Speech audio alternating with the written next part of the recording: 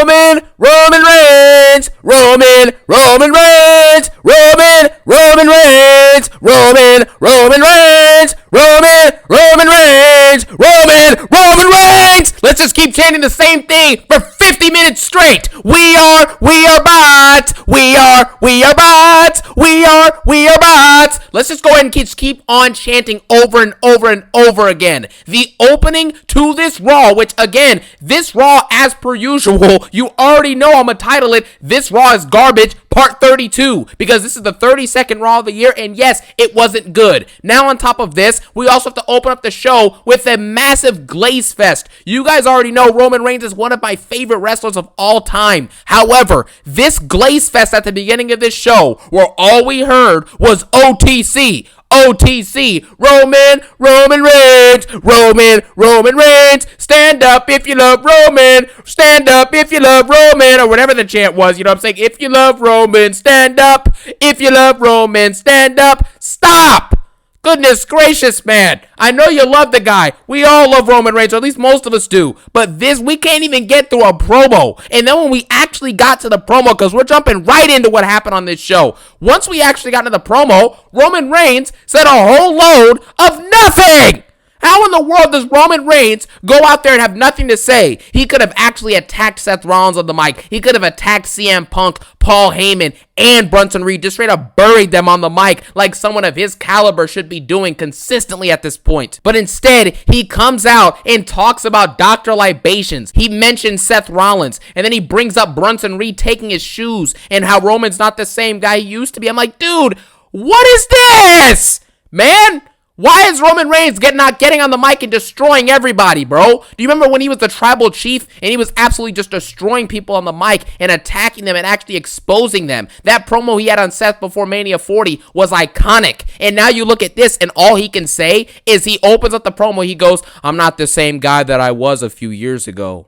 I'm not the same guy, guys. I'm not the same guy anymore. Like, bro, come on, man. And then he brings up how Cody Rhodes predicted it in that promo where Cody said he would be a chief without a tribe. And then when he brings up the fact that Cody predicted it, Cody Rhodes actually gets booed. He gets booed literally when Roman mentions it. And then Roman literally comments on it and goes, interesting. After they start booing Cody Rhodes, you know what I'm saying, for him predicting the stuff, with Roman Reigns. And then they basically start chanting, F you, Rollins. You get what I'm saying? And then he basically says that he has no bloodline and things aren't the same. He says things aren't the same like 3 or 4 times, but never really dives completely into it because I guess it's pretty self-explanatory. And then he brings up Jey Uso being in the Fatal 4-Way and how he's proud of Jey. He loves Jey. He respects Jey. And Jey has a rematch clause so he can fight for the world title again at Clash in Paris. But then this reminds me of something that I've been talking about for a year now. Where is Roman Reigns' rematch clause? He was champion for over 4 years, and he came back and had to fight with Solo Sikoa for the tribal chief Ulafala. Are you kidding me at this point? Where is Roman Reigns' rematch clause? Gunther gets a rematch clause. Mrs. Take Back a Title that you never lost, gets her rematch clause 80 billion times. You get what I mean? Why in the world is Roman Reigns not getting a rematch clause? Why did Cody Rhodes not get a rematch clause? He had to do a whole King of the Ring tournament just to fight John Cena in a rematch at SummerSlam. None of this makes any sense. It's stupid. And he says the Vision took everything from him, including his shoes. And then Paul Heyman comes out and just bores us to death like he's been doing for months at this point. Paul Heyman being a part of this faction is a disaster. It just is. None of the stuff he's saying is interesting. Nobody cares. And at the end of the day, he has said nothing of value since joining the Vision. It's as simple as he said absolutely nothing of value. You can't name me one memorable, good, or great promo Heyman has cut all year. It's as simple as that. Post WrestleMania, he hasn't done anything, man. And the moral of the story is basically, as Heyman's cutting his promo, the crowd's basically telling him to shut up. You know what I'm saying? They're basically chanting at him and Brunson to shut up, shut the F up, whatever they say. And that's basically it, okay? They just want him to shut up because nobody cares. They chant this every week at them because nobody cares what they have to say, okay? Paul Heyman basically says he still loves Roman. He's still proud of Roman. He still appreciates Roman. You know what I'm saying? Because everything is about love and care and appreciation as per usual. Then after this, Roman Reigns basically is just standing there looking around, seeing that he has no bloodline behind him. I'm like, you were just teaming with the Bloodline at Survivor Series 9 months ago? They just helped you again at Raw and Netflix at the beginning of the year. It's like, dude, this is easily one of the most filler promos of all time. Like, this is just straight filler. Nothing happened here except for Roman Reigns getting love and adoration from the crowd, and then him saying absolutely nothing, and then Paul Heyman coming out and saying absolutely nothing, and then Bronson Reed basically says that he is the danger. He is Samoan, but he's from a different tribe that was banished to Australia. He says that his tattoos are earned, and Roman Reigns' are basically just bought, and that was actually kind of a decent, interesting, dynamic there that Bronson Reed added in, and then afterwards they stand at him to shut up again, and then he basically, he says that you don't want me to come into that ring because I will embarrass you and beat you up. Then Roman Reigns says, you don't have to come here because I'm going to go over to you. Roman Reigns then goes and they brawl around, the security guards come out, Roman Reigns is hitting dives on people, he's Superman punching, they're brawling around and all this other stuff, and that's basically how it ends. This is basically the classic, way that these segments end at this point. You already know it's going to end, and you know what? A brawl! Yeah! Like, dude, come on, man. Stop this nonsense. This was a filler segment. I don't know what else to say about it. The fact that Roman Reigns has been so demoted is just embarrassing at this point. When you look at the Tribal Chief run, and you look at what's happened after WrestleMania 40, it's like two unrecognizable people, man. What the heck is happening here? Have him go out and cut great promos, tell stories, grill people. That is what Roman Reigns is here to do. That's what got him, super over as a Tribal Chief. Not sitting back and talking about, oh, you took my shoes. Yeah! What? So, yeah, whatever. This was just embarrassing, bro. This was stupid. And after this, we got Dragon Lee versus JD McDonald's. Now, I will say, this match was actually pretty solid, all right? It was entertaining. There were some good in-ring performances from both of them, obviously. There was good athleticism, the released German suplexes, the physicality here I thought was great. Really good athleticism, good selling from JD McDonald's. I thought this was a pretty enjoyable match. Obviously, towards the end of it, AJ Styles shows up. His new gimmick now is basically traveling across the world to get back at people that he can't stand, I guess, like he did with LA Knight at Elimination Chamber last year, and now he's doing it again, and it is what it is. Now, after he brawls with Dominic Mysterio, like on the outside, basically. And then towards the end of the match, Dragon Lee basically gets the W over JD McDonald's. All right. Now, JD does a really good job in this match. Dragon Lee does a really good job in this match. So this was enjoyable. I am getting a little bit tired of seeing AJ Styles and Dominic just keep brawling and brawling and brawling. I'm assuming that obviously AJ Styles is going to take the championship from this dude. And then maybe we might get a program with AJ Styles and John Cena down the line. But at this point, with the way that Cena's retirement run is going, they're going to need to just put that AJ Cena match on a SmackDown now, so we'll see what happens with that. And then we had Penta versus Kofi Kingston. Again, nobody cares about this. I've already gone on a tangent about this last week. At the end of the day, all WWE and Triple Fraud are going to be doing are basically just doing rematches over and over and over again, or having people repeat the same segment. For example, you had Roman Reigns come out and say nothing, like he literally has done before since he's come back as the OTC, and then it'll just end up having a brawl. Then obviously you have a situation like this where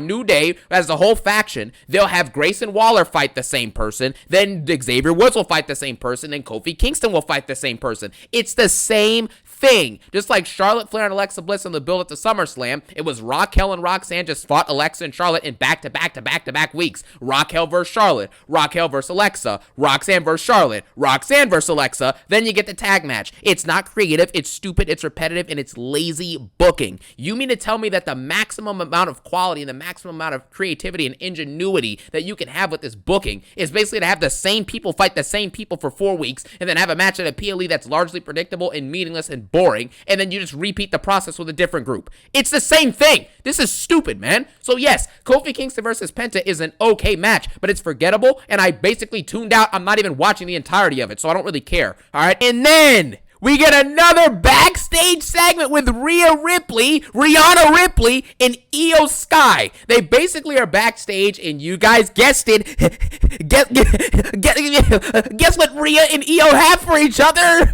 They have respect. Yeah, respect. They have respect for each other. They care for one another. They love one another, and they're proud of one another. That is all these segments are. And guess who's in the background? Asuka and Kairi Sane. They're upset about Rhea Ripley and Io Sky being friends. Just like Alexa Bliss and Charlotte are trying to be friends. Yay! Like, what is this third grade writing? What is this? No. I love Rhea. I love you, Io. I love you, Rhea.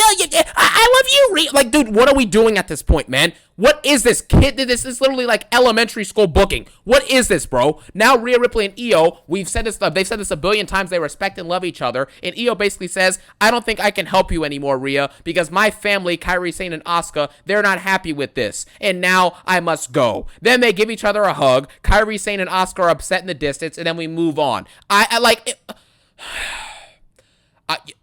I'm done. Let's just move on. Let's just move on because we still have to get to the Rhea match that's going to happen. Oh my gosh, dude. Rhea Ripley versus Roxanne Perez. Just wait for that match. And next we had a promo with Nikki Bella and Becky Lynch, okay? Becky Lynch basically comes out there and says her spiel for like 10 seconds before Nikki Bella then comes out. Nikki Bella basically says, if you're not a dog, you know what I'm saying, then why are you acting like a B word, obviously, okay? After that takes place, she basically gets in the ring and they cut their promo together. Becky Lynch says that no matter what Nikki Bella has accomplished, and Nikki Bella brings up how she paved the way for Becky to do what she's done in her entire career, which is a good point. Becky Lynch basically said she doesn't care. Then Nikki Bella then fires back and basically says that all Becky Lynch is a scared little kid, you know what I'm saying, who was still back in the corner of Charlotte Flair like her little sidekick back in the day. And so that was a nice little line.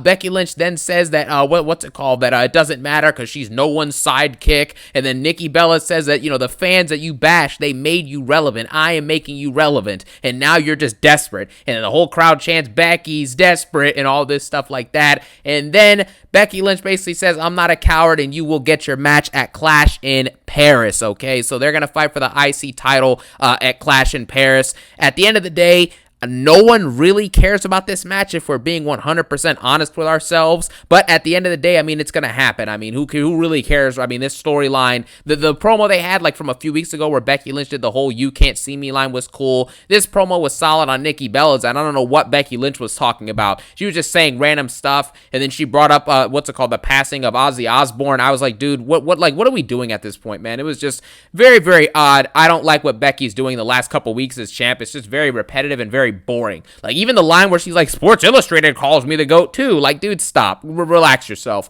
We then move on and we get Rhea versus Rhea versus Roxanne Perez. I get confused because we get 15 rematches every show, so it's hard to get in front of it, you know what I mean? Now, Rhea Ripley basically goes out there, she fights Roxanne Perez. I find it very interesting that when Io Sky is in a match and people are getting involved on the outside, she randomly gets distracted and gets rolled up. But when Raquel Rodriguez tries to interfere in the match, Rhea Ripley overcomes it all, hits the riptide on Roxanne, and pins her clean right in the middle of the ring. You see how much favoritism is in the booking for Rhea Ripley? It's like everything that everyone else struggles with, she just does in 2 seconds. It's like at Night of Champions, when she literally beat the crap out of Raquel, beat the crap out of Roxanne, and then pinned Raquel by slamming her through a table. It's absolutely ridiculous at this point, man, the favoritism in her booking. The match is forgettable. Nobody cares. Michael Cole literally said before the match, we've seen this 3 or 4 times in the singles matches between these two competitors. So it's not like there's nothing special about any of this stuff. It's just repetitive matches that are on repeat every single week. It's the same stuff. After the match, they brawl with Raquel and Roxanne. Then Io, who was just talking about not being able to help Rhea Ripley because she didn't want to upset Asuka and Kairi Sane. Then she comes out to help Rhea Ripley and they hug and do the little dance that Io Sky does with her. She's pointing her fingers, and that's basically it. Nothing matters on these shows. Every single segment is either contradicted by what happens next or contradicted by what happens next week or at the next show. By the next show, I mean the next PLE, the next pay-per-view, right? That's all that this is. So none of these segments matter. None of them carry any weight, and none of these matches are even good in the first place. So it's like, what are we even doing? We then got AJ Styles, who is, I think, in his 50s at this point, is fighting Finn Balor in his 40s. We've seen this singles match multiple times this year. There's nothing to speak of. AJ Styles gets the win. Let's go ahead and move on. Finn Balor takes another pin yet again. Then backstage, Adam Pearce basically reveals that Stephanie Vaquer will have her official opponent for the World Championship settled by next week on Raw. He'll tell her who it is and when the match is taking place and all of that stuff. I don't know how we can already have someone randomly picked. Shouldn't there be like some type of tournament to decide who gets to fight for the most prestigious title on the brand? But I guess not. Nothing makes any sense, so we can just move on from this, I suppose. After this takes place, we then have a backstage segment where it's also confirmed that Dominic Mysterio will fight AJ Styles for the Intercontinental Championship next Monday on Raw in France. Not at the actual PLE Clash in Paris, but we're going to do it at Raw. Let's not give AJ Styles, who's on his way out the door probably next year or the year after, he's going to retire soon. Let's not give him a big moment on a big Paris, PLE in France, giving him a massive moment that will be remembered forever. Let's just have it happen on a random Raw after the show. No one will care. The match will probably be 10 minutes. and maybe we'll let AJ Styles win if we feel like it. That is the effort that Triple H, who when they went to Gorilla, during LA Knight and Braun Breaker's brawl before the match, I don't even think Triple H was even backstage yet again. So it's like, dude, this is just some of the dumbest stuff ever. There's no effort put into any of this. There's zero respect. As much as they talk about respect on this show, they say it a billion times, there's zero respect to legends. AJ Styles is actually sitting here, and he can't even get a PLE Intercontinental Championship match despite being on the show every week. But Nikki Bella and Becky Lynch, who have had one segment, they get a match. Rusev and Sheamus have been brawling for weeks and weeks. They get a match. But AJ Styles and Dominic for an actual championship can't get anything at a France PLE? You know how they reacted to AJ Styles last year in France with Cody Rhodes. It's like, dude, I have no words left for this, man. This is just stupid at this point. We then move on yet again. And I'm pretty sure now, we had a backstage segment with Roman and Jey Uso where Roman Reigns finally gives Jey some advice. He didn't do it at Mania, you know what I'm saying, when Jey was having the biggest match of his career, but he'll do it for a meaningless fatal four-way that Jey Uso's probably going to lose. Roman Reigns basically tells Jey Uso to seize the moment and make our bloodline, make our family proud, and do it for yourself. You get what I'm saying? Do it for you. You're the champion. Bring it back to your household and do what you do best. Roman then Superman punches Bronson Reed backstage, and then LA Knight and Braun Breaker brawl, and then the match starts. I didn't even watch this match besides the last minute of it because we already know how this stuff is going to end. It's basically going to be a situation where at the end of the show, the Vision will come out, and then you'll either have a collection of Punk, Sammy, Braun, Penta, or LA Knight will come out and brawl with the faction, and that's how the show ends. And that's exactly how it ended here. They brawl with the Vision, everyone comes out, and then Jey Uso stands tall while the Vision sits on the ramp, and Seth Rollins acts like he's some big architect and some genius for the faces fighting each other, before this fatal four-way. And the crazy thing is, LA Knight got pinned by Braun Breaker. You get what I'm saying? He got pinned by Braun Breaker literally 6 days before a world championship match. Triple H cannot stand LA Knight, bro. It's so obvious at this point. LA Knight gets no favorable booking. He's extremely talented and super over, and this dude gets absolutely nothing but get pinned and pinned and pinned. Imagine getting pinned 6 days before your championship match at the PLE. That is so embarrassing and just disrespectful, bro. But that's how the show ended. CM Punk and LA Knight push each other. They brawl for a second. Jey Uso then super kicks CM Punk after CM Punk, shoved LA Knight into a super kick. Jey Uso stands tall and yeets to end the show, and that's basically it.